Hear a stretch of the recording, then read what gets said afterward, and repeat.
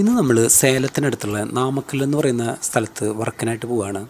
അപ്പോൾ നാട്ടിൽ 2 ദിവസം നമ്മൾ പനിയും ഇതൊക്കെ ആയിട്ട് ലീവായിട്ടിരുന്ന സമയത്താണ് പറഞ്ഞത് അവിടെ ഡോറും ജനലും ചെയ്യാം, അപ്പോൾ വണ്ടിയിൽ പോകാമെന്ന് പറഞ്ഞു. അപ്പോൾ ഇവിടെ ഒറിജിനൽ തേക്കിൽ തന്നെയാണ് ഈ ഒരു സംഭവങ്ങളൊക്കെ ചെയ്തിരിക്കുന്നത്.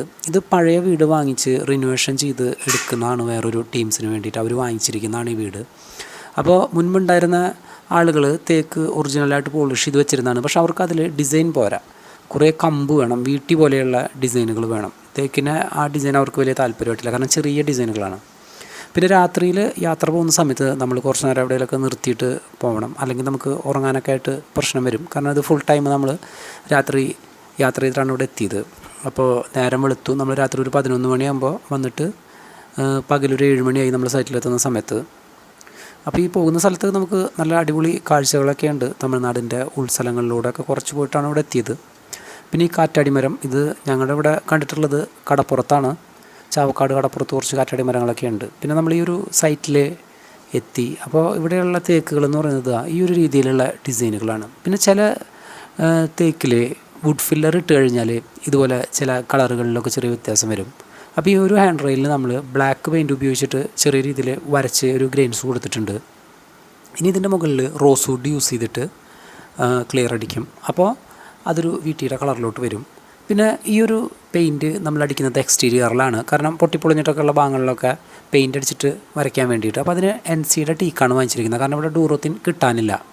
അപ്പോൾ ഈ NC ടീക്കിൽ നമ്മൾ കുറച്ച് ബ്രൗണും അതുപോലെ തന്നെ ബ്ലാക്കും മിക്സ് ചെയ്തിട്ടുണ്ട്, കുറച്ച് ഡാർക്ക് കളർ കിട്ടാൻ വേണ്ടിയിട്ട്. വീട്ടിയുടെ പോലെയുള്ള ഒരു കളറായതുകൊണ്ട് തന്നെ തേക്കിൻ്റെ മഞ്ഞ അടിച്ചിട്ട് വരച്ച് കഴിഞ്ഞാൽ നമുക്ക് വീട്ടിയാക്കാൻ ബുദ്ധിമുട്ടായിരിക്കും. അപ്പോൾ കൂടുതലായിട്ട് സ്റ്റെയിൻ ചെയ്യേണ്ടതായിട്ട് വരും. അപ്പോൾ അങ്ങനെ വന്നു കഴിഞ്ഞാൽ ചിലപ്പോൾ വെയിലൊക്കെ കൊള്ളുമ്പോൾ അത് ഫെയ്ഡായി പോകാനുള്ള ചാൻസ് ഉണ്ടായിരിക്കും.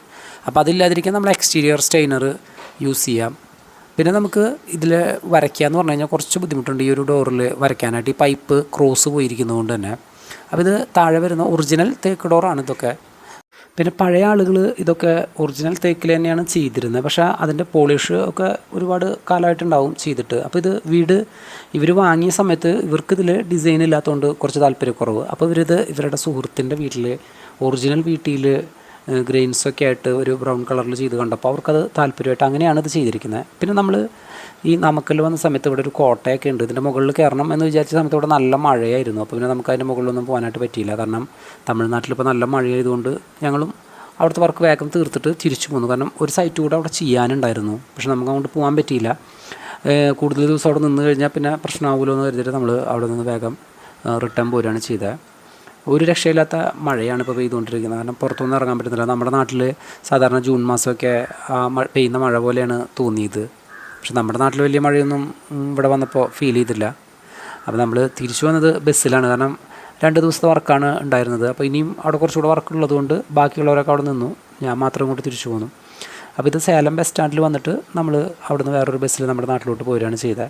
അപ്പോൾ അത് നമുക്ക് മണ്ണുത്തി വരെയാണ് ആ ബസ് കിട്ടിയത്. പിന്നെ നമ്മുടെ നാട്ടിലെ കുണ്ടും കുഴിയും നിറഞ്ഞ വഴിയിലൂടെ നമ്മുടെ സാധാരണ ബസ്സിൽ നമ്മൾ വീട്ടിലോട്ട് പോകുന്നത് ഭയങ്കര ബുദ്ധിമുട്ടായിരുന്നു. നമ്മുടെ വീട്ടിലോട്ട് വരുന്ന വഴിയിൽ ഈ ഒരു ബസ്സിൽ ഇരുന്നപ്പോൾ, കാരണം തമിഴ്നാട്ടിൽ നമ്മൾ ഒരു 10-200 കിലോമീറ്ററോളം പോയിട്ടും ഒരു കുഴി നമുക്ക് കാണാൻ പറ്റിയിട്ടില്ല.